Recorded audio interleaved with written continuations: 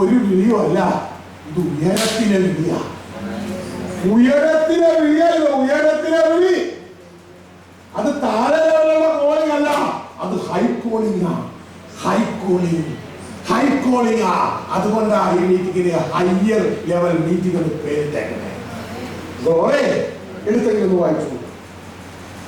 ലഭിച്ചു കഴിഞ്ഞോ എന്നോ തികഞ്ഞവനായി എന്നോ അല്ല, ഞാൻ ക്രിസ്തുയേശുവിനാൽ പിടിക്കപ്പെട്ടിരിക്കുന്നതുകൊണ്ട് എനിക്കും അത് പിടിക്കാമോ എന്ന് വെച്ച് പിന്തുടരുന്നതേ ഉള്ളൂ. സഹോദരന്മാരെ, ഞാൻ പിടിച്ചിരിക്കുന്നു എന്ന് നിരൂപിക്കുന്നില്ല. ഒന്ന് ഞാൻ ചെയ്യുന്നു, പിമ്പിലുള്ളത് മറന്നും മുമ്പിലുള്ളതിന് ആഞ്ഞും കൊണ്ട് ക്രിസ്തുയേശുവിൽ ദൈവത്തിന്റെ പരമവിളിയുടെ വിരുദ്ധനായി ലാക്കിലേക്ക് ഓടുന്നു. കാണാം, സഹോദരന്മാരെ ഞാൻ പിടിച്ചിരിക്കുന്നു എന്ന് നിരൂപിക്കുന്നില്ല. യേശു ക്രിസ്തു കാൽവരി ക്രൂശിൽ ഫിനിഷ്ഡ് വർക്ക് ചെയ്തു. ആ ഫിനിഷ്ഡ് വർക്ക് നമ്മൾക്ക് നന്മയാണ്, നല്ലതാണ്. പക്ഷെ അതുകൊണ്ട് നമ്മളുടെ ഹൈക്കോളിങ് അവസാനിച്ചിട്ടില്ല. അത് നാം ചെയ്യേണ്ടതാ. അതുകൊണ്ട് ആരും ആ ഒരു വാക്കിൽ തെറ്റിദ്ധരിച്ചു പോകരുത്. സഹോദരന്മാരെ ഞാൻ പിടിച്ചിരിക്കുന്നു എന്ന് നിരൂപിക്കുന്നില്ല. ഒന്ന് ഞാൻ ചെയ്യുന്നു, പിന്നിലുള്ളത് മറന്ന് മുമ്പിലുള്ളതിനെ ആഞ്ഞും കൊണ്ട്. അപ്പോ എന്റെ പിമ്പിലും ചെലവുണ്ട്, എനിക്ക് മുമ്പിലും ചെലവുണ്ട്. എന്റെ പിമ്പിൽ എനിക്ക് പലതും ഉണ്ടായിരുന്നു, പല പാരമ്പര്യങ്ങളും പറയാനുണ്ടായിരുന്നു, യഹൂദ പാരമ്പര്യം പറയാനുണ്ടായിരുന്നു. ഇതാ ധനത്തിന്റെ പല പാരമ്പര്യങ്ങളും പറയാനുണ്ടായിരുന്നു, വിദ്യാഭ്യാസത്തിന്റെ പാരമ്പര്യങ്ങൾ പലതും പറയാനുണ്ടായിരുന്നു, ശുശ്രൂഷയുടെ പാരമ്പര്യങ്ങൾ പലതും പറയാനുണ്ടായിരുന്നു. ഇതൊക്കെ ഞാൻ മറന്നിട്ട് എനിക്ക് ഇനി പ്രാപിക്കാൻ ഒന്നുണ്ട്. അതിനെ ലക്ഷ്യം വെച്ച് ഞാൻ ഓടുകയാ. പിമ്പിലുള്ളത് മറന്ന് മുമ്പിലുള്ളതിനെ ആഞ്ഞുകൊണ്ട് ക്രിസ്തുയേശുവിൽ ദൈവത്തിന്റെ പരമവിളിയുടെ വിരുദ്ധനായി ലാക്കിലേക്ക് ഓടുന്നു. അതിന്റെ പേര് ഇംഗ്ലീഷിൽ കൊടുത്തിരിക്കുന്നത് അറിയാമോ? ശ്രദ്ധിച്ചേ, I press on towards the goal and to the prize of the high calling of God. High calling, not the low calling. High calling of God in Christ Jesus. ഭൂമിയിലെ ഒരു പൊസിഷന് വേണ്ടിയുള്ള വിളിയല്ല ഇത്. സ്വർഗ കുടുംബത്തിലെ ഒരു സ്ഥാനത്തിന് വേണ്ടിയുള്ള വിളിയല്ല ഇത്. അപ്പസ്തോലനായുള്ള വിളിയല്ലത്, ഇത് പാസ്റ്ററാകാനുള്ള വിളിയല്ലത്, ഇത് പ്രവാചകനാകാനുള്ള വിളിയല്ലത്, ഇത് ടീച്ചറാകാനുള്ള വിളിയല്ലത്, ഇത് ഉപദേഷ്ടാകാനുള്ള വിളിയല്ല ഇത്. ഇത് ഉയരത്തിലെ സ്വർഗീയ കുടുംബത്തിലേക്കുള്ള വിളിയാണ്. ഇത് മനസ്സിലാക്കാതെ ജനത്തെ കൂട്ടിയിട്ട് ശ്രദ്ധിക്കുക. മാർത്ത ചെയ്ത 2 മിനിസ്ട്രി, യേശുവിന് വേണ്ടി പോവുക, യേശുവിനോട് പ്രാർത്ഥിക്കുക. യേശുവിന് വേണ്ടി പോവുക, യേശുവിനോട് പ്രാർത്ഥിക്കുക. യേശുവിന് വേണ്ടി പോവുക, യേശുവിനോട് പ്രാർത്ഥിക്കുക. കർത്താവ് പറഞ്ഞു, മറിയം ചെന്നെടുത്തു, അത് അവരോട് ആരും മോഷ്ടിക്കത്തില്ല. പക്ഷെ നീ ചെയ്തു.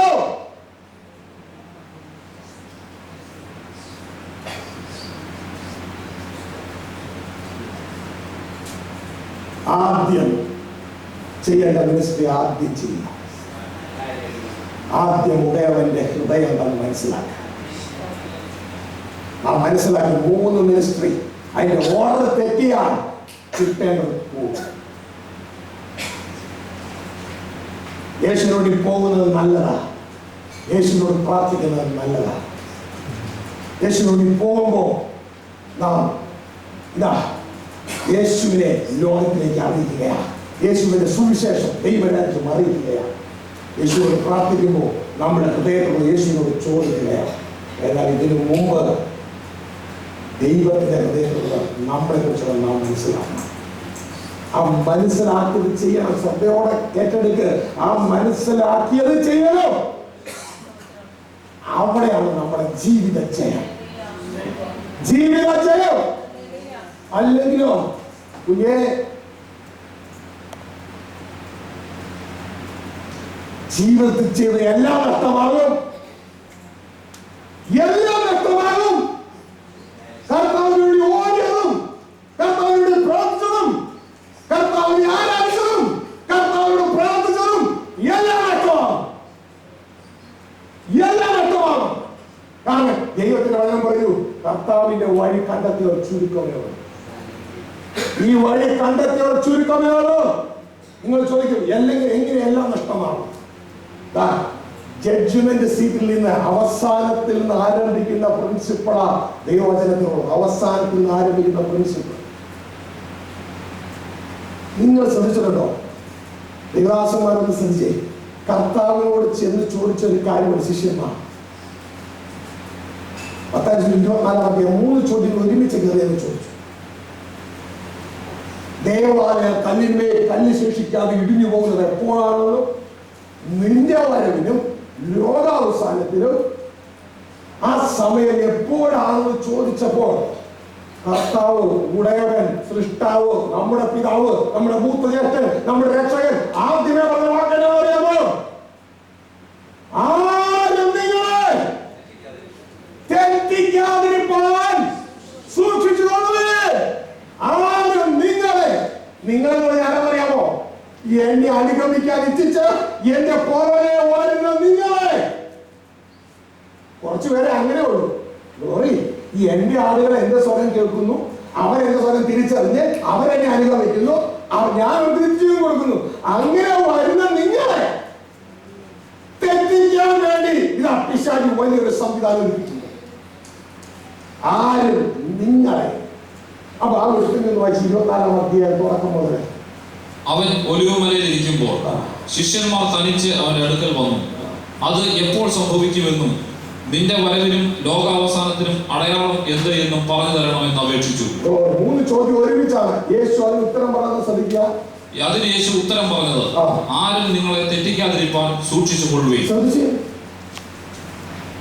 നമ്മൾ എന്തെങ്കിലും നമ്മുടെ മക്കള് ചോദിച്ചു കഴിഞ്ഞാൽ, മമ്മി ഞാൻ ഏത് മെഡിക്കൽ കോളേജിലാണ്, ഏത് എഞ്ചിനീയറിംഗ് കോളേജിലാണ് ചേരേണ്ടത് എന്ന് ചോദിച്ചു കഴിഞ്ഞാൽ നിങ്ങൾ അവിടെ തിരിച്ചു പറഞ്ഞു, മോളെ നീ അവിടെ പോകുമ്പോ നീല ചുരിദാർ എടുത്തോളാമെന്നാണ് പറയാൻ പോണെ. പിന്നെ എന്നാ പറയാൻ പോണേ? ഏറ്റവും പ്രധാനമുള്ളതല്ലേ ഏറ്റവും ആദ്യം പറയൂ. നമ്മുടെ അപ്പം പറഞ്ഞ ശ്രമിച്ചേ. 3 ചോദ്യം ഒരുമിച്ച്. അവർ യേശുവിന്റെ അടുക്കൽ ചെല്ലുമെന്ന് പറഞ്ഞാൽ യേശുവിനെ അനുഗമിക്കുന്നവരാവരെ. അല്ലെ, യേശു അങ്ങോട്ട് എന്ന് പറയുകയല്ല, യേശുവിന്റെ അടുക്കൽ ചെന്ന് ചോദിക്കുകയാ. അപ്പോൾ യേശു അവരോട് പറയുകയാണ്, അത് ഇന്ന സമയത്ത് സംഭവിക്കും, അത് ഇന്ന സമയം സംഭവിക്കുമെന്നല്ല പറയണ. ആദ്യം പറഞ്ഞത്, ആരും നിങ്ങളെ തെറ്റിക്കാതിരിപ്പാൻ സൂക്ഷിച്ചുകൊള്ളും. ആരും നിങ്ങളെ തെറ്റിക്കാതിരിപ്പാൻ സൂക്ഷിച്ചു. തെറ്റിപ്പോയിട്ട് യേശുവിനോട് നല്ല രീതിയിൽ ഇന്ന് കാണുന്ന ലോക രീതിയിൽ ശുശ്രൂഷ ചെയ്തിട്ട്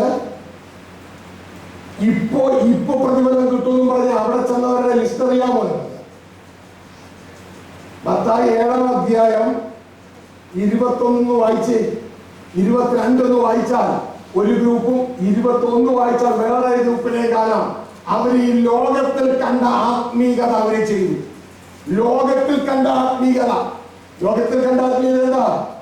റോമലേഖനം 10-ാം അധ്യായം 9-10. അതാ നല്ല കാര്യമാണ്, ചെയ്യേണ്ടതുമാണ്. വിളിച്ചു പറ, യേശുവിനെ കർത്താവായിട്ട് സ്വീകരിക്കാൻ, ഹൃദയത്തിൽ വിശ്വസിച്ചുകൊണ്ട് യേശു ക്രിസ്തു എന്റെ പാപത്തിന് വേണ്ടി മരിച്ചു എന്ന് വിശ്വസിച്ചുകൊണ്ട് യേശുവിനെ കർത്താവായി സ്വീകരിക്കാൻ നീ രക്ഷിക്കപ്പെടും. നല്ല കാര്യം, ഇത് ആവശ്യമുള്ള കാര്യമാണ്. അത് കഴിഞ്ഞാൽ പിന്നെ എന്ത് ചെയ്യണം? ഏതെങ്കിലും ഒരു സഭയിൽ കൂടി ആരാധിച്ചങ്ങ് പോകണം. എന്റെ സഹോദരങ്ങളെ, അറിയേണ്ടത് നിങ്ങൾ അറിഞ്ഞു വേണം പ്രവർത്തിക്കാൻ. ഇനി അതിനേക്കാളും കൂടുതൽ ആത്മീയത എന്ന് പറയുന്നത് 40 ദിവസം ഉപവാസ പ്രാർത്ഥനയിലേക്ക് കൃപാവരങ്ങൾ പ്രാപിക്കാൻ നല്ല കാര്യമാണ്. ഞാൻ കൃപാവരങ്ങൾ പ്രാപിച്ചുള്ള ഉപവസിച്ചിട്ടുള്ള വ്യക്തിയുമാണ്. നല്ല കാര്യമാണ്. അതൊക്കെ ആദ്യം പ്രാപിച്ച പ്രവർത്തന ശുശ്രൂഷ ഡെലിവറൻസ് മീറ്റിംഗ് ഒക്കെ നടത്തും. നല്ല കാര്യമാണ്, ചെയ്യണം. പക്ഷേ വേണ്ട മിനിസ്ട്രി മറന്നുപോയി. അതും മറന്നാണ് ബാക്കിയെല്ലാം അവസാനിച്ചു.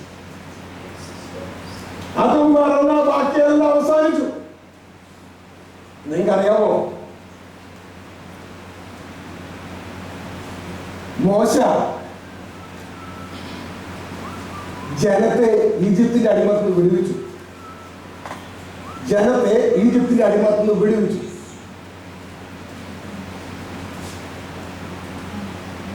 യേശു നമ്മളെ ലോകത്തിന്റെ അടിമത്ത് വിടുവിച്ചു.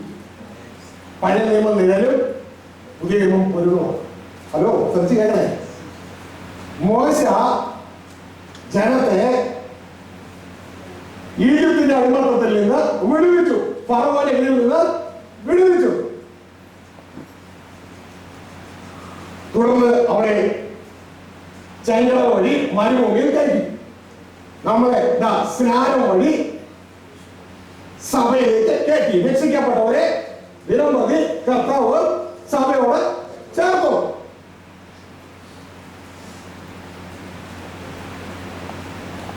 തുടർന്ന് മോശ തന്റെ ശുശ്രൂഷ യോശുവയിൽ പരമേൽപ്പിച്ചു. മോശ മാറ്റപ്പെട്ടു. കാരണം മോശയല്ല കനാൻ ദേശം ഈ ജനത്തിന് അവകാശമാക്കി കൊടുക്കുന്നത്, മറ്റൊരാളാണ്. യേശു നമ്മളെ ലോകത്തിൽ നിന്ന് വിടുവിച്ചു. ഗലാത്യർ 1:3 ഈ ദുഷ്ട ലോകത്തിൽ നിന്ന് നമ്മളെ വിടുവിച്ചു. എന്നാൽ യേശു പറഞ്ഞു, ഞാൻ പോവുകയാ, ഞാൻ പോയാൽ ഇതിനൊന്നും പ്രയോജനം. ഇനി മറ്റൊരാൾ വരും. ജോഷുക്ക് പകരമായി വേറൊരാൾ വരും. അവൻ വന്ന ജോഷുവ ജനത്തെ നയിച്ചതുപോലെ അവൻ നിങ്ങളെ സകല സത്യത്തിനും വഴി നടത്തും. അവൻ പരിശുദ്ധാത്മാവ് ഇതാ ജോഷുവ കനാൻ ദേശം ഈ ദൈവജനത്തിന് അവകാശമാക്കി കൊടുത്തതുപോലെ പരിശുദ്ധാത്മാവ് നിങ്ങളെ ദൈവരാജ്യം അവകാശമാക്കി.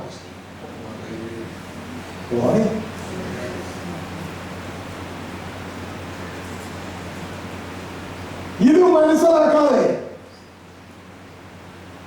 ഇത് ചിന്തിക്കുക പോലും ചെയ്യാതെ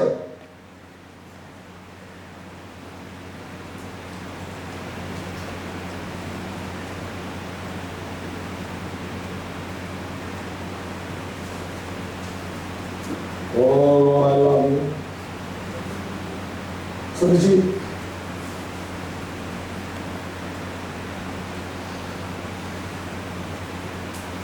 Oh Lord, I love you, love you, love you.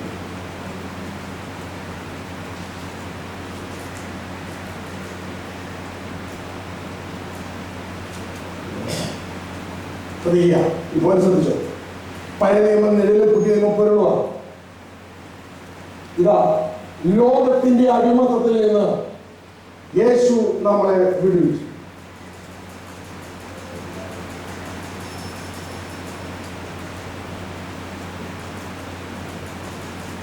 ഇത് പഴയ നിയമത്തിൽ ഈജിപ്തിന്റെ അടിമത്തത്തിൽ നിന്ന് മോശ ജനത്തെ വെടിവെച്ചതിന് തുല്യമാണ്. ഈജിപ്തിന്റെ അടിമത്തത്തിൽ നിന്ന് ജനത്തെ രക്ഷിച്ചു.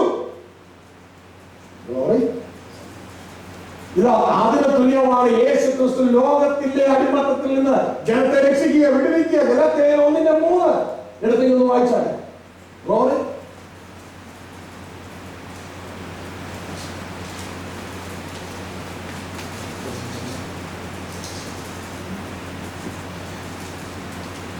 പിതാവായ ദൈവത്തിൽ നിന്നും നമ്മുടെ ദൈവവും പിതാവുമാവിന്റെ ഇഷ്ടപ്രകാരം ഇപ്പോഴത്തെ ദുഷ്ടലോകത്തിൽ നിന്ന് നമ്മെ വിടുവിക്കേണ്ടതിന് നമ്മെ വിടുവിക്കേണ്ടതിന് നമുക്ക് എവിടെ വിടുതൽ വേണ്ടേ? ഈ ദുഷ്ട ലോകത്തിൽ നിന്ന് നമുക്ക് വിടുതൽ വേണ്ടേ? അല്ലെങ്കിൽ അടുത്ത കൈ കൊടുത്ത് മതി. ഈ ദുഷ്ട ലോകത്തിൽ നിന്നാണ് എനിക്ക് വിടുതൽ വേണ്ടത്.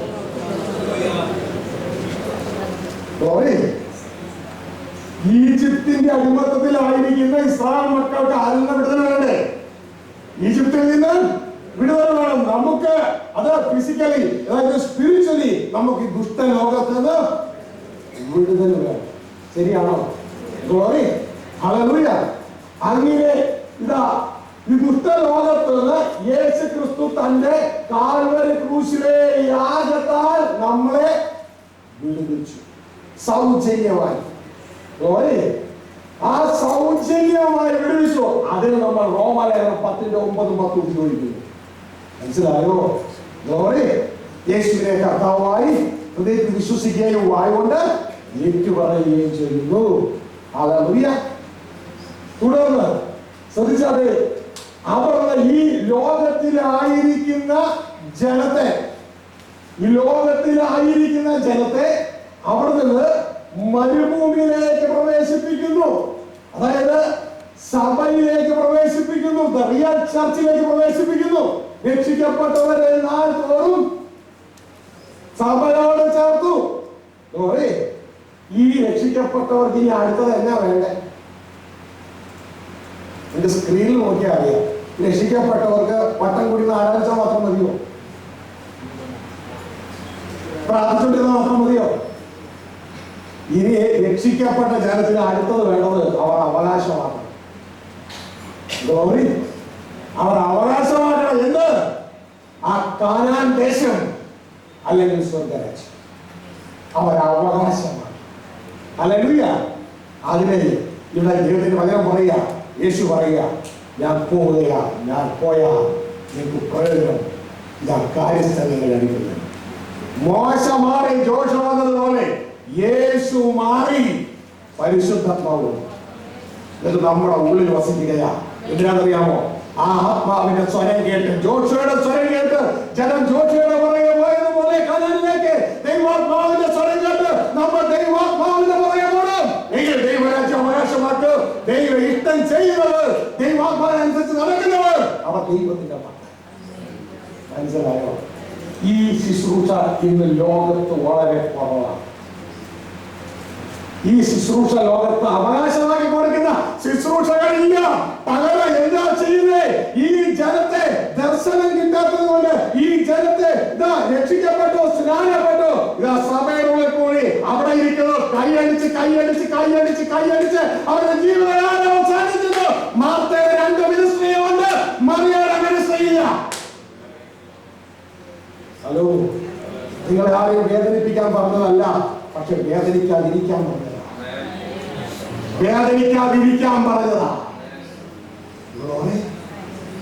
എങ്ങനെ വേദനിക്കുമോ? വായിക്കേ മത്തായി 7:21, 22, 23. ദൈവദാസന്മാരും വിശ്വാസികളും അവിടെ നിൽക്കണേ. സഭയുടെ ദുർവിധി, the doom of churches. ഇന്നത്തെ ലോകപ്രകാരമുള്ള സഭയുടെ ദുർവിധിയാണ് കാണുന്നത്. ദുർവിധി. മത്തായി 7:22, 23. ആ കൊടുത്തിരിക്കുന്ന ministers, anointed ministers, servants of God, pastors, apostles, prophets. കർത്താവ് പറഞ്ഞു, അധർമ്മം പ്രവർത്തിക്കുന്നവരെ ഞാൻ നിങ്ങളെ അറിയുന്നില്ല, എന്നെ വിട്ടമോ. 7:21 നിൽക്കുന്നത് അവരാ നേടിയ ജനം യേശുവിനെ കർത്താവായി ഏറ്റുപറഞ്ഞതാണ്. അവരോട് കർത്താവ് പറഞ്ഞു കൊടുത്തു, ദൈവദാസന്മാരോട് പറഞ്ഞു കൊടുത്തില്ല. മറ്റവരുടെ കർത്താവ് പറഞ്ഞു കൊടുത്തു, ഈ സ്വർഗരാജ്യം അവകാശമാക്കണമെങ്കിൽ മോനെ എന്നെ കർത്താവേന്ന് പറഞ്ഞാൽ പോരാ. കർത്താവേന്ന് പറഞ്ഞപ്പോ നീ ലോകത്തിന്റെ വെളിയിൽ രക്ഷപ്പെട്ടു. എന്നാൽ ദൈവരാജ്യം അവകാശമാക്കണമെങ്കിൽ എന്റെ പിതാവിന്റെ ഇഷ്ടം ചെയ്യണം. പിതാവ് നിന്നെ അയച്ചത് എന്തിനാണ് ഈ ആദ്യം എന്നിൽ നിന്ന് മനസ്സിലാക്കുന്നത്. അതാണ് ആദ്യത്തെ മിനിസ്ട്രി, അതാണ് മറിയുടെ മിനിസ്ട്രി. അത് മനസ്സിലാക്കിയിട്ട് മറ്റു രണ്ടും ചെയ്യേ. വായിച്ചേ, ദൈവദാസന്മാരോട് പറയുന്നത് 22 വായിച്ചു. കർത്താവേ കർത്താവേ, നിന്റെ നാമത്തിൽ ഞങ്ങൾ പ്രവചിക്കുകയും നിന്റെ നാമത്തിൽ ഭൂതങ്ങളെ പുറത്താക്കുകയും നിന്റെ നാമത്തിൽ വളരെ വീര്യപ്രവർത്തികൾ പ്രവർത്തിക്കുകയും ചെയ്തില്ലയോ എന്ന് പലരും ആ നാളിൽ എന്നോട് പറയും. ശ്രദ്ധിച്ചേ, കർത്താവ് തന്നെ പറയുക. ആദ്യം തന്നെ അവസാനം അറിയാവുന്ന ആളല്ല പറയുന്നത്. ആ നാൾ എന്നോട് പറയാൻ പോണ ലിസ്റ്റ് ഇല്ല. നിന്റെ നാമത്തിൽ, യേശുവിന്റെ നാമത്തിൽ പറഞ്ഞ, യേശുവിന്റെ നാമത്തിൽ, യേശുവിന്റെ നാമത്തിൽ. നമ്മുടെ എവിടെ ഈ കോയിലേക്ക് ഒന്നറിയാമോ? പലരും നിങ്ങളെ തെറ്റിക്കും. ആ പോയിന്റ് ഇങ്ങോട്ട് വന്നേ. യേശുവിന്റെ നാമത്തിൽ, നിന്റെ നാമത്തിൽ ഞങ്ങൾ ഇന്നതൊക്കെ ചെയ്തു. അതിന്റെ അർത്ഥം പറഞ്ഞാൽ ഞങ്ങള് കൺവെൻഷൻ നടത്തി, ക്രൂസൈഡ് നടത്തി, ഉപവാസ പ്രാർത്ഥന നടത്തി, ഡെലിവറൻസ് മീറ്റിംഗ് നടത്തി. എത്ര പേരെല്ലാം ഭൂതം വിട്ടുപോയെന്ന് അറിയോ? നിന്റെ നാമത്തിൽ ഭൂതങ്ങളെ പുറത്താക്കി, നിന്റെ നാമത്തിൽ രോഗികളെ സൗഖ്യമാക്കി, നിന്റെ നാമത്തെ പ്രവചന ശുശ്രൂഷ ചെയ്യൂ, എല്ലാം നിന്റെ നാമത്തിലാണ് ചെയ്തത്. ഇതൊക്കെ നല്ലതാണ്. യേശു നാമം നമ്മൾ ചെയ്യണം. ഓരോ ഞങ്ങളിവിടെ ചെയ്യാവുന്നതാണ് ആ മിനിസ്റ്റർ. എല്ലാ മാസവും ഇവിടെ മിനിസ്റ്റർ ഉണ്ട്. ആദ്യ തിങ്കളാഴ്ച തുടങ്ങി ശനിയാഴ്ച വരെ ഇവിടെ മീറ്റിംഗ് ഉണ്ട് എല്ലാ മാസവും. ആ മിനിസ്ട്രി ചെയ്യുന്നത് നല്ലതാണ്. പക്ഷെ കർത്താവ് അവരോട് പറയുന്നറിയാം, അധർമ്മം പ്രവർത്തിക്കുന്നവരെ. അപ്പൊ ഈ പറഞ്ഞത് അധർമ്മമാണോ? ഈ പറയുന്നത് അധർമ്മമല്ല. കർത്താവ് ഹൃദയത്തിലുള്ളത് അറിയുന്നുണ്ട്, അതധർമ്മമാണ്. കർത്താവ് ഹൃദയത്തിലുള്ളത് അറിയുന്നുണ്ട്, അതധർമ്മമാണ്. ഇവരെ കുറിച്ച് നല്ലത് മാത്രമേ പുറത്തേക്ക് പ്രൊജക്ട് ചെയ്യത്തുള്ളൂ, മറ്റതൊക്കെ മാറ്റി. അധർമ്മം പ്രവർത്തിക്കുന്നവർ പറഞ്ഞതിന്റെ അർത്ഥം എന്താ? പാപം സ്തോത്രം ചെയ്ത് പാപം ചെയ്യുന്നവരെ. ഇന്ന് പലയിടത്തും കേൾക്കുന്ന സന്ദേശം എന്നറിയാമോ? നാം പാപം ചെയ്താലും ഒരു കുഴപ്പം ഇല്ല. യേശു നമ്മുടെ പാപങ്ങൾക്ക് വേണ്ടി മരിച്ചില്ലേ? ഉടനെ ഇന്നത്തെ 20 ആരെങ്കിലും ആണെങ്കിൽ ആ മെഡിക്കൽ കർത്താവോട് ചോദിക്കുകയാണ്, കർത്താവേ ഞങ്ങളുടെ പാസ്റ്റർ പറഞ്ഞല്ലോ പാപം ചെയ്താൽ കുഴപ്പമൊന്നുമില്ല, അങ്ങ് ഞങ്ങൾക്ക് വേണ്ടി മരിച്ചത് അതിനു വേണ്ടിയാണെന്ന്. എല്ലാം ക്രൂശിക്ക് വീട്ടായില്ലേ കർത്താവ്? ഞങ്ങൾ അങ്ങയുടെ നാമല്ലേ വിളിച്ചേ? കർത്താവ് പറഞ്ഞു, അധർമ്മം പ്രവർത്തിക്കുന്നവരെ, പാപം ചെയ്യുന്നവരെ. അപ്പൊ ജഡ്ജ്മെന്റ് സീറ്റ് വെച്ച് എന്താ നോക്കണം? കുഞ്ഞേ, ഈ ഞാൻ പാപത്തിൽ ജീവിക്കുന്ന നോക്കണേ, പാപത്തിൽ തുടരുന്നവരെ നോക്കണേ. ഹല്ലേലൂയ. അപ്പൊ നിങ്ങൾ ചിന്തിക്കും, ആർക്കും ജീവിക്കാൻ പറ്റുമല്ലോ. യേശുവിന്റെ മക്കളാണ്, ജോഷയുടെ പുറകെയാണെങ്കിൽ, പരിശുദ്ധന്മാരുടെ പുറകെയാണെങ്കിൽ നിനക്ക് സുഖമായി പാപം ചെയ്യാതെ ഈ പാപം എന്ന് പറഞ്ഞാൽ ലോകത്ത് വക്രതയും കോട്ടമുള്ള തലമുറകൾ നടുവേ നിനക്ക് ജ്യോതിസിനെ പോലെ പ്രകാശിക്കാൻ കഴിയും. നീ ആരുടെ പുറകെയാണെങ്കിൽ? യേശുവിന്റെ ആത്മാവിന്റെ പുറകെയാണെങ്കിൽ. അല്ലെങ്കിൽ ഇത് ജീവനകാലത്ത് സാധിക്കത്തില്ല. പൗലോസ് 7-ാം അധ്യായം റോമയിൽ കരഞ്ഞോണ്ടിരുന്ന പോലെ കരയാം, എനിക്ക് ആഗ്രഹമുണ്ട്, പറ്റുന്നില്ലെന്ന് പറഞ്ഞത്. എന്നാൽ 8-ാം അധ്യായത്തിലേക്ക് കയറുമ്പോ ആ പൗലോസ് പറയുക, അത് ന്യായപ്രമാണത്തിന് കഴിയില്ലെങ്കിൽ ന്യായപ്രമാണത്തിന് കഴിയാതിനെ സാധിപ്പാൻ സാധിപ്പാനാണ് യേശു പറഞ്ഞത്. അത് നമ്മൾ മനസ്സിലാക്കിയില്ലാത്തതിന്റെ ആരുടെ കുഴപ്പമാ? ദൈവത്തിന്റെ അമ്മ പറഞ്ഞുകൊണ്ടിരുന്നു. ഈ ദോഷങ്ങൾ ഇതാ നമ്മൾ മനസ്സിലാക്കാൻ പോണേ. എങ്ങനെ പാപത്തിൽ രക്ഷപ്പെടാം? അതിന്റെ പ്രാക്ടിക്കൽ മെത്തേഡിലൂടെയാണ് ദൈവം മനസ്സിലാക്കി തരാൻ. അല്ല, നമുക്ക് വേണമെങ്കിൽ ഇവിടെ വട്ടം കൂടിയിരിക്കാം, ഈജിപ്തിന്റെ ചുറ്റും ലോകത്തിന്റെ വട്ടം കൂടിയിരിക്കാം, എന്നിട്ട് ഇവിടെ ഒരു ഉപവാസ പ്രാർത്ഥന നടത്താം, ഇവിടെ ഒരു ആരാധന നടത്താം. അതൊക്കെ പറയാം, എനിക്ക് ലോകത്തുള്ളത് കിട്ടും, ഈജിപ്തിലുള്ളത് കിട്ടും. മക്കളെ ഇവിടെ അവസാനം ഈ ദൈവദാസന്മാര്, ഈ വിശ്വാസികൾ ഒരുമിച്ച് ദുരന്തം അനുഭവിക്കാം. ദൈവരാജ്യം അവകാശമാകത്തില്ല. സഭയുടെ ദുരന്തം. ദേവാസന്മാരെ കുറിച്ച് വായിച്ച് 10:22 വീണ്ടും വായിച്ച്, കർത്താവേ കർത്താവേ, നിന്റെ നാമത്തിൽ ഞങ്ങൾ പ്രവചിക്കുകയും നിന്റെ നാമത്തിൽ ഭൂതങ്ങളെ പുറത്താക്കുകയും നിന്റെ നാമത്തിൽ വളരെ വീര്യപ്രവൃത്തികൾ പ്രവർത്തിക്കുകയും ചെയ്തില്ലയോ എന്ന് പലരും ആ നാളിൽ എന്നോട് പറയും. കാരണം അവര് ചതിക്കപ്പെടാൻ അവർ അറിഞ്ഞില്ല. ഹൃദയം നിറഞ്ഞ് കവിഞ്ഞതാണ് അതിനെ സംസാരിച്ച് ഇപ്പൊ പ്രതിഫലം കിട്ടുമെന്ന് അവർ ചിന്തിച്ചേ. ഹല്ലേലൂയ. നമ്മൾ ഇതുപോലെ അവിടെ ചെല്ലുമ്പോൾ അവസാനം അറിയത്തുള്ളൂ, ഒറിജിനൽ ആണോ ഡ്യൂപ്ലിക്കേറ്റ് ആണോ നമ്മൾ ചെയ്തത്. കാരണം ഇത് പിടിക്കാനായിട്ട് ഇവിടെ ഒരു മെഷീൻ ഇല്ല. ഈ കർത്താവ് ആ അധ്യായത്തിൽ 3 പ്രാവശ്യം പറഞ്ഞേ, കള്ള ക്രിസ്തുക്കളും വരും, കള്ള പ്രവാചകന്മാരും വരും, തെറ്റിക്കും 3 പ്രാവശ്യം പറഞ്ഞു കൊടുത്തു നമുക്ക്. ഈ കള്ളപ്രവാചകനെ പിടിക്കാൻ ഏതൊരു മെഷീൻ ഉണ്ടോ ഇവിടെ? ഇവിടെ ഇല്ല. കള്ളപ്രവാചകനെ പിടിക്കാൻ മെഷീൻ ഇല്ല. കള്ളനോട്ടാണെങ്കിൽ പ്രിയ സഹോദരങ്ങളെ, അൾട്രാവയലറ്റ് ലാമ്പിന്റെ അടിക്കുന്ന വെച്ചാൽ അറിയാം, ബാങ്കിലുണ്ട്. അല്ലെങ്കിൽ ഇതാ ബാങ്കിലെ നോട്ട് എന്ന മെഷീനുണ്ട്, അതിന് വേറൊരു കോഡും ഉണ്ട്, മാഗ്നറ്റിക് ഡിറ്റക്ഷൻ കോഡ്. അതിന് വെച്ചാൽ അറിയാം കള്ളനോട്ട്. എന്നാൽ ഈ കള്ളപ്രവാചകനെ തിരിച്ചറിയും. കർത്താവ് പറഞ്ഞത് കുറച്ചു പേരൊന്നുമല്ല, ദൈവത്തിന്റെ വചനം അതിന്റെ 11-ാം വാക്യത്തിൽ മത്തായി 23:5-4 നമ്മൾ കണ്ടേ 11-ാം വാക്യം പറയാണ് many false prophets, many false prophets, many ഒന്നിനൊന്നുമല്ല many false prophets വന്നിട്ട് തെറ്റിക്കും. പക്ഷെ നമ്മൾ ഒരെണ്ണത്തിനെ പോലും ചുറ്റും കാണുന്നുണ്ടോ? ഒരെണ്ണത്തിനെ കാണുന്നു. കാരണം എന്തറിയാമോ? ഈ കവനോട്ടൊന്നും ഒരു രാജ്യത്ത് പിടിക്കുന്നില്ല. അതിന്റെ മറച്ച് കവനോട്ടാ, പക്ഷെ എല്ലാവരും ഉപയോഗിക്കുക സുഖമായിട്ട്. കാരണം ആ നാട്ടിൽ കവനോട്ട് പിടിക്കുന്ന മെഷീൻ കണ്ടുപിടിച്ചിട്ടില്ല. ഇവിടെ കർത്താവ് പറയാം ഒന്നും രണ്ടൊന്നുമല്ല,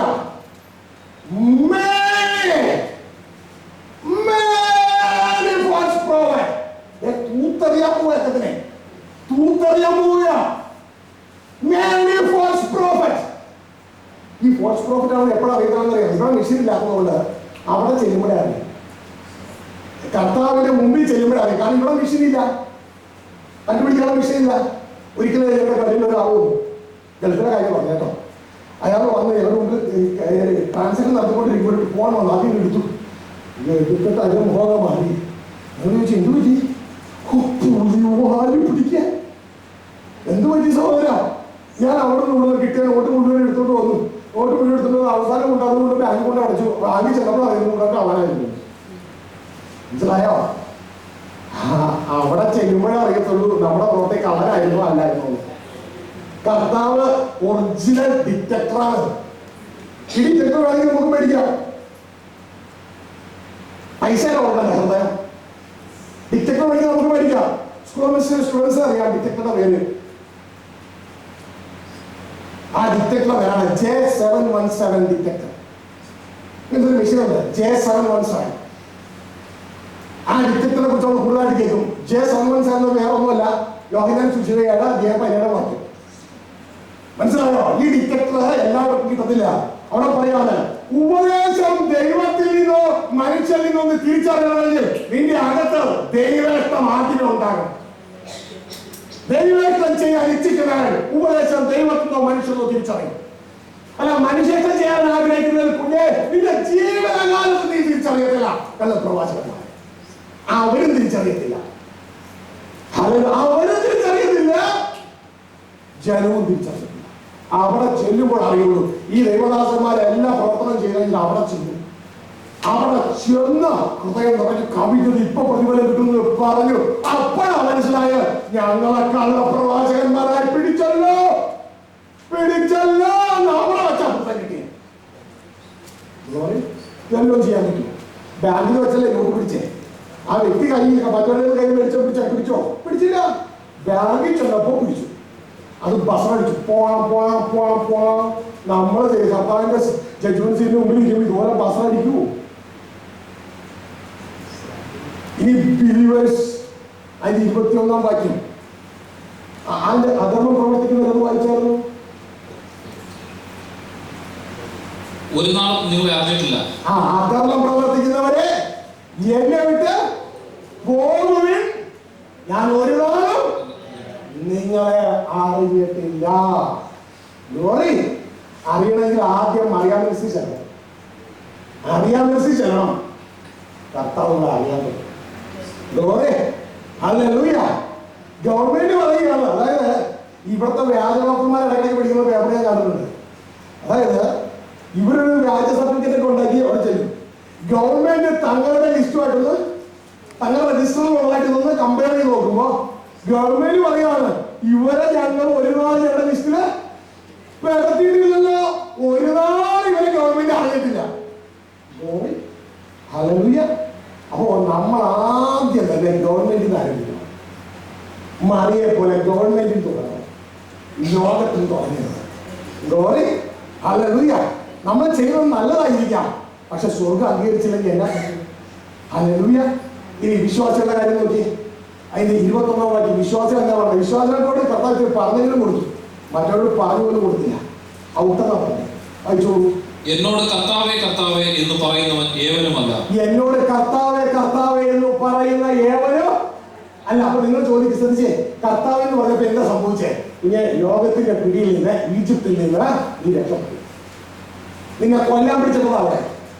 പുറകെ മനസ്സിലാക്കും. ആദത്തിന്റെ പാപം മൂലം കൊല്ലാൻ പിടിച്ചിട്ടതാ. അവിടെ നിന്ന് രക്ഷപ്പെട്ടു. മനസ്സിലായോ? അവന്റെ നാം വിളിച്ചപേക്ഷിക്കുന്ന എവരും രക്ഷിക്കപ്പെടും. ദൈവരാജ്യം അവകാശമാക്കിയില്ല, രക്ഷിക്കപ്പെട്ടവൻ അവൻ ദൈവരാജ്യം അവകാശമാക്കണം.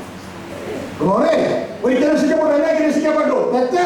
ഒരിക്കൽ രക്ഷിക്കപ്പെട്ടാൽ ഇനി അവൻ ദൈവരാജ്യം അവകാശമാക്കിയത്. ഹല്ലേലൂയ. ഇതാ അവരോട് കർത്താവ് എന്ന് പറഞ്ഞു കൊടുത്തേ, സ്വർഗസ്ഥനായ എന്റെ പിതാവിന്റെ ഇഷ്ടം ചെയ്യുന്നവനത്രേ സ്വർഗ്ഗരാജ്യത്തിൽ കടക്കും. സ്വർഗസ്ഥനായ എന്നോട് കർത്താവ് കർത്താവ് എന്ന് പറയുന്നത് കൊണ്ട് നീ രക്ഷിക്കപ്പെടുന്നതോ, എന്നാൽ സ്വർഗരാജ്യം നിനക്ക് അവകാശമാകണോ? സ്വർഗസ്ഥനായ എന്റെ പിതാവിന്റെ ഇഷ്ടം കേട്ട പോരാ, ഇഷ്ടം ചെയ്യണം. മനസ്സിലായോ? അവരാ സ്വർഗരാജ്യം അവകാശമാക്കുന്നത്. അപ്പൊ ആദ്യ കർത്താവ് പറഞ്ഞു എന്നോട് കർത്താവ് കർത്താവ് എന്ന് പറയുമ്പോൾ നീ രക്ഷിക്കപ്പെടും. ഓക്കെ, എന്നാൽ ദൈവത്തിന്റെ ഇഷ്ടം ചെയ്താൽ നീ സ്വർഗരാജ്യം അവകാശമാക്കണം. രക്ഷിക്കപ്പെട്ടവൻ സ്വർഗരാജ്യം അവകാശമാക്കണം. ഇന്ന് ആ ഒരു ചിന്തയിലേക്കല്ലാതെ നമ്മൾ ദൈവജനത്തെ നയിച്ചാൽ ഒരു വലിയ ദുരന്തമായിട്ട് പോലെ സംഭവിക്കുന്നത്. ഇതിന്റെ നിഴല പഴയ നിയമത്തിൽ കാണുന്നത് നിങ്ങൾക്ക് അറിയാമോ? ചുരുക്കമായിട്ട് പറയാം. ഇതാ നമ്പേഴ്സ്, സംഖ്യാപുസ്തകം 13-14 അധ്യായത്തില് ഇസ്രായേൽ മക്കള് ഇത് 12 ദൈവദാസന്മാര് അവരുടെ മൂപ്പന്മാരാണ്, അവരുടെ ദൈവദാസന്മാർ. അവരെ കനാൻ ദേശം കാണാൻ വിട്ടു. കനാൻ ദേശം കാണാൻ വിട്ടിട്ട് അവരെ ഈജിപ്തിന്റെ അടിമത്തിന് എങ്ങോട്ടൊക്കെ ഇറങ്ങിയേ? രക്ഷിക്കപ്പെട്ടത് നമ്മൾ എങ്ങോട്ടൊക്കെ പോണേ? ദൈവരാജ്യത്തിലേക്കല്ലേ? സുവിശേഷം എന്തുവാ? ദൈവരാജ്യം സമീപിച്ചിരിക്കുന്നു, അത് നീ മനസ്സിലാക്കപ്പെടുന്നല്ലേ? അപ്പൊ നമ്മുടെ ലക്ഷ്യം ഇങ്ങോട്ടാ, ദൈവരാജ്യം. ഇവരുടെ ലക്ഷ്യം ഇങ്ങോട്ടാ, കനാൻ ദേശം. ഇതാ കനാൻ ദേശത്തേക്ക് ഇറങ്ങി പുറപ്പെടുക. പുറപ്പെട്ടു. ഇതാ ഉടന്ന് 12 പേരെ ഇതാ ദേശം വിട്ടു നോക്കാൻ അയച്ചു. 12 ദൈവദാസന്മാർ. 12 പേര് തിരിച്ചു വന്നു. 12 പേര് തിരിച്ചു വന്നിട്ട് പ്രസംഗം ആരംഭിച്ചു. ഇതേപോലെ ഇതാ ഇന്ന് ലോകത്ത് പ്രസംഗം നടക്കുക. 12 പേരും തിരിച്ചു വന്ന് പ്രസംഗം തുടങ്ങി. 83% പ്രസംഗം കേട്ട ജനം കനാൻ ദേശമെന്ന ദർശനം വിട്ടിട്ട് ഈജിപ്തിലേക്ക് തിരിഞ്ഞു. ഹലോ, 83% ദൈവദാസന്മാരുടെ പ്രസംഗത്തിന്റെ റിസൾട്ട് കനാൻ ദേശത്തേക്ക് ഇറങ്ങി തിരിച്ച ദൈവജനത്തെ അവരെ തെറ്റിച്ച് ഈജിപ്തിലേക്ക് തിരിച്ച നാശം. അന്നത്തെ അറിവില്ലെന്നും പറഞ്ഞ് ഈ ലോകത്ത് ജീവിക്കുന്നു 83%. 10 പേരും പ്രസംഗിച്ചു, നമുക്ക് അങ്ങോട്ട് പോകാൻ പറ്റത്തില്ല. ജനം അലറാൻ തുടങ്ങി. കാഴ്ചപ്പാടില്ലാത്ത ജനം അലറാൻ തുടങ്ങി. മോശയ്ക്കോ അഹരോനോ ദൈവത്തിന് നേരെ അവിടെ പറയുക. ജനം പറഞ്ഞു, ഞങ്ങൾക്ക് ഇവിടെ വേണ്ട, നമുക്ക് വേറൊരു നേതാവിനെ ഉണ്ടാക്കാം. ആ നേതാവിനെ നിയമിച്ച് നമുക്ക് ഈജിപ്തിലേക്ക് മടങ്ങി പോകാം. പ്രിയ സഹോദര, ഞാൻ അടക്കമുള്ള ദൈവദാസന്മാരെ, നമ്മളുടെ ദൈവവചന സന്ദേശം കേട്ടിട്ട് ജനം ദൈവരാജ്യത്തിലേക്ക് അധ്വാനം ചെയ്യുന്നുണ്ടോ? ആത്മാവിന്റെ സ്വരം കേൾക്കുന്നുണ്ടോ? അതോ ഈ ലോകത്തിലെ ഈജിപ്തിലെ കിട്ടും ഇവിടെ കിടന്ന് വട്ടം കറങ്ങുമാണ്. എന്തിനും പറയുന്നത് കുരുടനെ വഴി നടത്തിയ ഇരുവരും, കുരുടൻ മാത്രമല്ല, നേതാവ് മാത്രമല്ല, ഇരുവരും കുഴിയിൽ വീഴും. വെറും 17% ഈ ലോകത്തൊരു ചെറിയൊരു ശതമാനമുണ്ട്. അവര് മാത്രമേ ഈ വഴി കണ്ടെത്തിയുള്ളൂ. ഇതുകൊണ്ട് കർത്താവ് യേശു മത്തായി 7:13-14 വാക്യങ്ങളിൽ പറഞ്ഞേക്കുന്നത്, ഈ വഴി കണ്ടെത്തുന്ന ചുരുക്കം അനേകം പോകാൻ ആഗ്രഹം വിശാലമായ വഴിയ ഇതാ ലോകത്തിലേക്ക് കിട്ടും. ഞാൻ നിന്നെ ലോകത്തിൽ നിന്ന് വേർതിരിച്ചു. ഇന്ന് ഈ ലോകക്കാരനല്ല, ഇവിടത്തെ കിട്ടും പറഞ്ഞിരിക്കുകയല്ല. പകരം മുമ്പേ നീ ദൈവരാജ്യം അന്വേഷിക്കുക. ഈ ദൈവരാജ്യമാണ് ഈ ലോകത്തെ സൃഷ്ടിച്ചത് എങ്കിൽ ദൈവരാജ്യം നിനക്കൊള്ളല്ല കരുതിയിട്ടുണ്ട്. ഇതാ കർത്താവ് പറഞ്ഞു തരാനുള്ള. ഹല്ലേലൂയ. പ്രിയ ദൈവദാസന്മാരെ, ഞാനടക്കം നമ്മുടെ ഭാവിയുടെ വിഷയമായി. ഭാവിയുടെ വിഷയം ഇത് ഗ്രൂപ്പിന്റെ വിഷയമല്ല, ഇത് ഡിനോമിനേഷന്റെ വിഷയമല്ല, ഇത് ഭാവിയുടെ വിഷയമാണ്.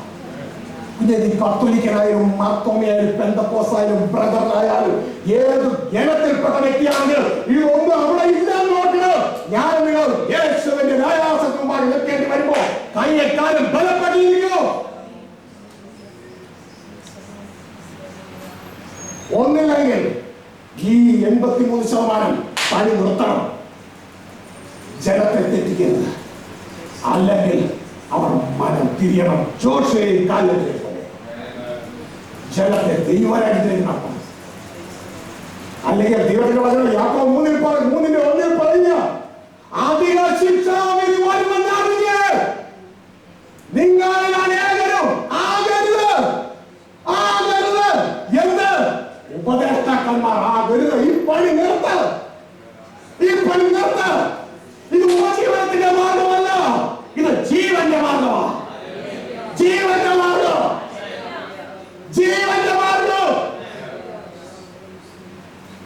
എന്നാൽ ഈ മാർഗം ചെയ്യുന്നവരെ കർത്താവ് അതുകൊണ്ട് ഉപജീവിപ്പിക്കും. ഹല്ലേലൂയ. അതം പതിപ്പിക്കുന്ന അനേകരെ കുഴിയിൽ ചാടിക്കുന്നത്. ഇവിടെ മത്തായി സുവിശേഷം 23-ാം അധ്യായം അതിന്റെ 13-14 വാക്കുകൾ കർത്താവ് പറയുന്നത്, ദൈവദാസന്മാരോട് പറയുന്നത്, നിങ്ങളുടെ സുവിശേഷികളാണ് നിങ്ങൾ കടന്ന്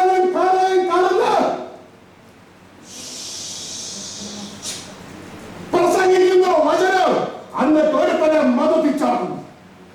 അപ്പൊ പ്രസംഗിക്കുന്നത് വചനം ആര് കിട്ടുന്നുണ്ട്. എന്നിട്ട് അവനെ നിങ്ങളെക്കാൾ ഇരട്ടിച്ച. അപ്പൊ ജഡ്ജിയുടെ അഭിപ്രായ പ്രകാരം പ്രസംഗിച്ച ദൈവദാസനെ എങ്ങോട്ടാ പോണേ? നരകത്തിലേക്ക്. ഇപ്പൊ ബലം പിടിച്ചിരുന്നോണ്ടോ ഇപ്പൊ എന്ത് പറഞ്ഞു ഒരു കാര്യമില്ല. ഞാനല്ല, എന്റെ കർത്താവ് ജഡ്ജിയിലെ നമ്മുടെ കർത്താവ്. അവരെ പറയുക, നിങ്ങൾ നരകത്തിലേക്ക് പോകുന്നു. നിങ്ങളെ പ്രസംഗം കേട്ടവനെ നിങ്ങളെക്കാൾ ഇരട്ടിച്ച നരകസംബന്ധിയാക്കുന്നു. അപ്പോ ദൈവദാസനും ബിലീവറും കൂടെ എവിടെ പോണേ? മത്തായി 7:20-22 ദൈവദാസനും ബിലീവേഴ്സും ഒരുമിച്ച് നരകത്തിൽ പോയി. സഭകളുടെ ദുർവിധി. കർത്താവ് കണ്ടുപിടിയെ എങ്ങനെ ഭയങ്കരമാക്കി. നിങ്ങളെ രക്ഷിക്കപ്പെടുന്നില്ലെന്നല്ല, നിങ്ങളെ സ്വർഗ്ഗരാജ്യത്തിൽ കടക്കത്തില്ല. ഒരുവൻ കടക്കാൻ വേണ്ടി മാർത്താവിനെ സ്തുതിക്കുക, അല്ല മറിയാമിനെ സ്തുതിക്കുക. മാർത്താവിനെ സ്തുതിക്കല്ല, മറിയാമിനെ സ്തുതിക്കുക. യേശുവിനെ ഒന്ന് കേൾക്കാൻ ശ്രമിച്ചാൽ നിങ്ങൾ അവനെ തടയും. വേറെ ഒരു മീറ്റിംഗ് നിങ്ങൾ വയ്ക്കും. എന്റെ ജനത്തെ നിങ്ങൾ തടയും. ഇതൊന്ന് കേൾക്കാൻ നിങ്ങൾ അനുവദിക്കത്തില്ല. നിങ്ങൾ കടക്കാൻ പോകുന്നവരെ നിങ്ങൾ അനുവദിക്കത്തുമില്ല. കുഞ്ഞെ, നിങ്ങൾ ആരും എന്റെ കൂടെ കൂടിയില്ലായെങ്കിലും എന്റെ പിതാവ് ഞാൻ മാത്രം മതി. എന്റെ ഭൂരിപക്ഷമാണ്. കാരണം ഞാൻ ലോകത്തിന്റെ ആളല്ല, ഞാൻ എന്റെ അപ്പന്റെ സ്വർഗത്തിന്റെ പിതാവിന്റെ വ്യക്തമാണ്. നിങ്ങളുടെ സഹോദരന, നിങ്ങൾ ഒരുത്തൻ പോലെ തീ പോയി കിടന്ന് നശിച്ചു പോകണമെന്ന് എന്റെ അപ്പന് ആഗ്രഹമുണ്ട്, എനിക്കും ആഗ്രഹമുണ്ട്. ഹല്ലേലൂയ. ആദ്യം എന്റെ ജനത്തെ മറിയാം മിനിസ്ട്രിക്ക് വിടുവോ? നിങ്ങൾ ഈ ശബ്ദം കേൾക്കുന്ന ദൈവദാസന്മാരെ, എന്റെ ജനത്തെ മറിയാം മിനിസ്ട്രിക്ക് വിടുവോ? നിങ്ങൾ എന്നിട്ട് മതി നിങ്ങളുടെ മാർത്താ മിനിസ്ട്രി, എന്നിട്ട് മതി നിങ്ങളുടെ പോക്ക്, എന്നിട്ട് മതി നിങ്ങളുടെ പ്രാർത്ഥന. ആദ്യം നിങ്ങൾ എന്നെ ഒന്ന് കേക്ക്. ഈ ദൈവദാസന്മാർക്കൊന്ന് ദുരന്തം ഒന്ന് കാണ്. അവർ എനിക്ക് വേണ്ടി ഓടിയവരാ, മാർത്താ മിനിസ്ട്രി ചെയ്തവരാ. നരകത്തിലേക്ക് അവർ പോയേ. ഞാൻ നിങ്ങൾ ഒരു കാലത്ത് മാറിയില്ല, അധർമ്മം പ്രവർത്തിക്കില്ല.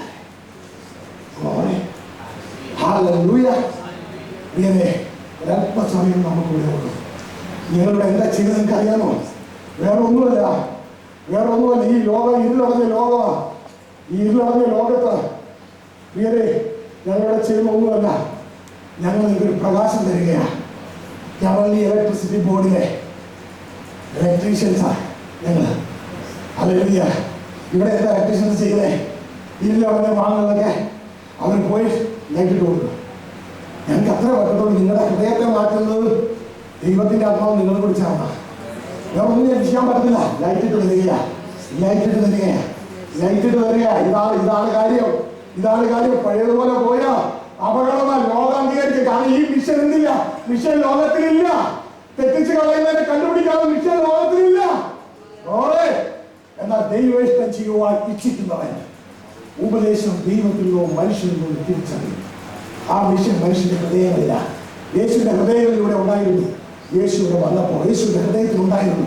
യേശുവിടെ വന്നപ്പോൾ യോഹന്നാൻ 7:17 ഒന്ന് വായിച്ചാട്ടെ. ആ മിഷനെ കുറിച്ച് ഞാൻ ഒന്ന് കേൾക്കട്ടെ. അത് കഴിഞ്ഞ് നമുക്ക് ഭക്ഷണത്തിനായിട്ട് നമുക്ക് പിരിയാം. ഭക്ഷണം കഴിഞ്ഞ് നമ്മൾ വീണ്ടും ദൈവവചനത്തിന്റെ ആഴങ്ങളിലേക്ക്, അതിനോടൊപ്പം ഒന്ന് ഇൻട്രൊഡക്ഷൻ മാത്രമേ കേൾക്കുന്നുള്ളൂ. ഇനി ആഴങ്ങളിലേക്ക് നിങ്ങൾ കടന്നു വരുമ്പോൾ ഒരു പാപം കഴിയാത്ത അവസ്ഥയിലേക്ക്, ഒരു പാപം ചെയ്യണമെന്ന് ആര് പറഞ്ഞാൽ പോലും പറ്റാത്ത അവസ്ഥയിലേക്ക് ദൈവത്തിന്റെ ആത്മാവ് ജോഷുവ നിങ്ങളെ മാറ്റണം. ഹല്ലേലൂയ. അതെങ്ങനെയാണ് നാം മനസ്സിലാക്കാൻ പോകുന്നത്? It's practical. പ്രിയ സഹോദരങ്ങളെ, ഞാൻ എന്റെ ജീവിതത്തോടെ കടന്നു പോയിട്ടാണ് നിങ്ങൾ പറഞ്ഞത്. It is practical. സോറി. അവന്റെ ഇഷ്ടം ചെയ്യുവാൻ ഇച്ഛിക്കുന്നവൻ, ദൈവത്തിന്റെ ശ്രദ്ധിക്കണം, ദൈവത്തിന്റെ ഇഷ്ടം ചെയ്യുവാൻ ഇച്ഛിക്കുന്നവൻ, ആഗ്രഹിക്കുന്നവൻ ഈ ഉപദേശം ദൈവത്തിൽ നിന്നുള്ളതോ ഞാൻ സ്വയമായി പ്രസ്താവിക്കുന്നതോ എന്നറിയും. അല്ലെങ്കിൽ മനുഷ്യനിൽ നിന്നുള്ളതോ എന്ന് സ്വയമായി പ്രസ്താവിക്കുന്നതോ എന്നുള്ളതെന്ന് തിരിച്ചറിയും. This is the mission. Hallelujah. ഇതാണ് ആ മിഷൻ. അകത്ത് വേണം. മനസ്സിലായോ? ദൈവത്തിന് ഇഷ്ടം ചെയ്യാൻ ഇച്ഛിക്കുക, ആഗ്രഹം എവിടെ വേണം? നമ്മുടെ അകത്ത് വേണം. എന്നാൽ ഈ മിഷൻ മനുഷ്യന്റെ അകത്തില്ല. ദൈവത്തിന് ഫിലിപ്പിയർ ലേഖനം പറയാ, എല്ലാവരും സ്വന്തം കാര്യമൊക്കെ അന്വേഷിക്കുന്നേ. അപ്പൊ എല്ലാവരും ഹൃദയത്തിൽ എന്താ ഉള്ളേ? സ്വന്തം മോഹം. കർത്താവിന്റെ മോഹമല്ല, സ്വന്തം മോഹം. ഇവൻ മിനിസ്ട്രി ആണെങ്കിൽ പോലും ചെക്ക് ഔട്ട് സെൽഫ്. മറ്റുള്ളവരെ എന്റെ മെസ്സേജ് നന്നായെന്ന് പറയാൻ വേണ്ടിയാണോ മിനിസ്ട്രി? എന്റെ പേര് വലുതായത് കാണാൻ വേണ്ടിയാണോ മിനിസ്ട്രി? എന്റെ പേര് അച്ചടിച്ച് വരാൻ വേണ്ടിയാണോ മിനിസ്ട്രി? അതോ എന്റെ കയ്യിൽ പൈസ കിട്ടാൻ വേണ്ടിയാണോ മിനിസ്ട്രി? ഇതൊക്കെ മോഹം അകത്തായിരിക്കില്ലേ? ദൈവത്തിന് കാണാം. അല്ല, എന്റെ അപ്പൻ എന്നിലൂടെ ജീവിക്കുക. ഇതാണോ മിനിസ്ട്രി? ഇതിലേതാ മിനിസ്ട്രി? ചിന്ത ദൈവത്തിന് അറിയാം. അപ്പനെ ഇഷ്ടം ചെയ്യാൻ ഇച്ഛിക്കുന്നവൻ തിരിച്ചറിയും ഉപദേശം ദൈവത്തിൽ നിന്നോ മനുഷ്യരിൽ നിന്നോ. ഇതാ കർത്താവ് ഭൂമിയിലോടൊപ്പം പറഞ്ഞേ, അതേ കർത്താവ് സ്വർഗത്തിന് ജഡ്ജിയായിരിക്കണേ. ആ ഗേറ്റ് കടന്നു വേണം പോകാൻ. ഇടുക്കു വാതിലിലൂടെ ദൈവരാജ്യത്തിൽ കിടക്കുക. ഹല്ലേലൂയ. നമ്മുടെ പേരല്ല, നമ്മുടെ മിനിസ്ട്രി അല്ല. ദൈവം നിനക്കൊരു മിനിസ്ട്രി തന്നിട്ടില്ലെങ്കിൽ അടങ്ങിയിരിക്കുക. നിന്റെ മിനിസ്ട്രി നിന്റെ നരകത്തിൽ കൊണ്ടുപോകല്ലേ? അവർക്ക് മിനിസ്ട്രിയുണ്ട്, അവർക്ക് എനിക്ക് മിനിസ്ട്രിയുണ്ട്. നിങ്ങൾ പിന്നെ എന്താകണം? നാം ചെയ്തു പറയുന്നത് ദൈവം മുന്നൊരുക്കിയിരിക്കുന്നു. അതായിത്തീരണം. ദൈവം മുന്നൊരുക്കിയിരിക്കുന്നതായിത്തീരണം. ഹല്ലേലൂയ. ദൈവം മുന്നൊരുക്കിയിരിക്കുന്നത്. അപ്പൊ പിന്നെ ഞങ്ങൾ എന്ത് ചെയ്യും? വരണം, എല്ലാവരും പോയി സുവിശേഷം പറ. ഹല്ലേലൂയ. ആ സമയം മനസ്സുകുരുക്കി രൂപത്തിൽ അന്തരം വന്നാൽ യേശുവിനെ അനുഗമിച്ചാൽ സോഷ്യൽ മിനിസ്ട്രി ചെയ്താൽ ദൈവത്തെ തിരിച്ചറിയും. ഇതിനെ സംബന്ധിച്ച പൂർണ്ണതയും ദൈവത്തിന്റെ ഇഷ്ടപ്രകാരമുള്ള ഒരു ഹിതമുണ്ട്. ആ ഹിതം നീ തിരിച്ചറിയേണ്ടതിന് ഈ ലോകത്തിന്റെ മുഖമൊക്കെ വിട്ടിട്ട് ഉയരത്തിലേക്ക് നോക്ക്. ദൈവം അത് തിരിച്ചറിയിക്കും. പണ്ടതിൻ്റെതായി പറഞ്ഞ് ഗ്ലോറിക്കുക. അങ്ങനെ തിരിച്ചറിയും. ആരെ അനുഭവിക്കുമ്പോഴെന്നറിയാമോ? ജോഷുവേ, ദൈവത്തിന്റെ പരിശുദ്ധാത്മാവിനെ. ഇതിന്റെ ഡീറ്റെയിൽ ആഴങ്ങൾ നിങ്ങൾ മിനിസ്ട്രി മനസ്സിലാകുന്ന സദൃശവാക്യത്തിന് സഭാപ്രസംഗത്തിൽ ഒരു വാക്യമുണ്ട്. കോടാലിക്ക് മൂർച്ചയില്ല എങ്കിൽ അധികം ബലം പ്രയോഗിക്കരുത്. മൂർച്ചയില്ല എങ്കിൽ അധികം ബലം പ്രയോഗിക്കരുത്. ഈ 3 ദിവസം നിങ്ങൾക്ക് മൂർച്ച കിട്ടുന്ന ദിവസമാണ്. അല്ലേ? മൂർച്ച ഉണ്ടെങ്കിൽ ഒറ്റ വെട്ടിയാൽ മതി.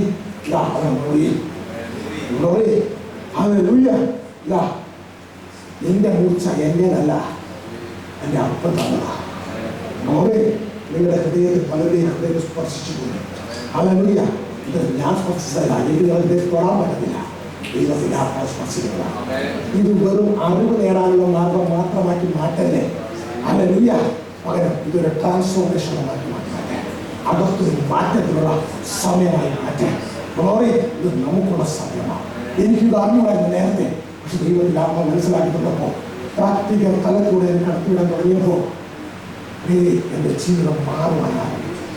അമ്മയുടെ താലിമാല പണയം വെച്ച് പട്ടിക ചരിയെ ലഭിച്ച ഒരു വീട്ടില് വസിച്ച ഒരു വ്യക്തി 8ാം ക്ലാസ് വെച്ച് ദുർഗുണ പരിഹാര പാഠശാലയിൽ മാതാപിതാക്കളെ അയക്കാൻ തീരുമാനിച്ച ഒരു വ്യക്തിയെ നിങ്ങൾ മുമ്പിൽ നിൽക്കണേ. എന്നെ മാറ്റി യേശു നിങ്ങളകത്തുണ്ട്. യേശു നിങ്ങളെ മാറ്റാം. ആത്മീയ തലം മാറ്റാം, ഭൗതിക തലം മാറ്റാം, എല്ലാ തലവും യേശു മാറ്റുവാൻ റെഡിയാകും. എനിക്ക് കിട്ടിയ മാർക്കുകൾ എത്രയെന്നറിയാമോ? 10ാം ക്ലാസ് വരെ ഓൾ പ്രൊമോഷനിൽ കയറിപ്പോയി. 10ാം ക്ലാസ്സിൽ 2ാം കൊല്ലക്കാരൻ കിട്ടിയിരുന്ന മാർക്ക് 1, 2, 3, 0 ഈ ലെവലുള്ള മാർക്കുകൾ കിട്ടിയത് എന്റെ മുമ്പിൽ ഇന്ന് സ്വർഗത്തിലെ ദൈവം കൊണ്ടുവരുന്ന ആരാറിയാമോ? ഡോക്ടേഴ്സ്, എഞ്ചിനീയേഴ്സ്, പാസ്റ്റേഴ്സ്, ഇതാ PhD ഇവിടെ മുമ്പിൽ കൊണ്ടിരുത്തുക. ഒരു കഴിവേണ്ടതല്ല, എന്റെ അപ്പൻ എനിക്കുള്ള ജീവിതം. ഞാനല്ല, യേശുവിലൂടെ യേശു ഇതിനകത്തുണ്ട്. അതുകൊണ്ട് ഇത് അൻപും നേടാൻ വേണ്ടി മാത്രം ഉപയോഗിക്കല്ലേ, ആളുമാറി ഉപയോഗിക്കാം. ഹല്ലേലൂയ. ദൈവങ്ങളിലേക്ക് ഏൽപ്പിച്ചു നമ്മുടെ കണ്ണിലെ കേട്ട വചനത്തിനുണ്ടാകുക ഏൽപ്പിക്കാം.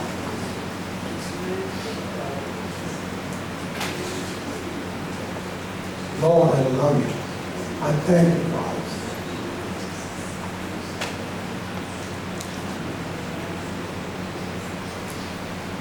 ദൈവത്തിന്റെ വചനം നമ്മൾ വിവേചിക്കും. ദൈവവചനം പറയുന്നു, എന്റെ വചനം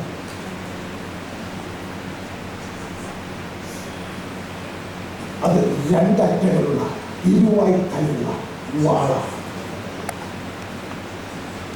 അത് പ്രസംഗിക്കുന്നവനെയും വിട്ടു, കേൾക്കുന്നവനെയും വിട്ടു. അത് ആത്മാവിനെയും മനസ്സിനെയും സന്ധിബന്ധങ്ങളെയും എല്ലാം മുറിച്ച് ആഴത്തിൽ ശോധന ചെയ്യും. ലോകത്തിലെ ഡോക്ടറിന് ചെയ്യാൻ കഴിയാത്ത സ്വർഗത്തിലെ ഡോക്ടർ ചെയ്യുക. ദൈവാത്മാവിന്റെ പണി മനുഷ്യന്റെ ഹൃദയത്തിലാണ്.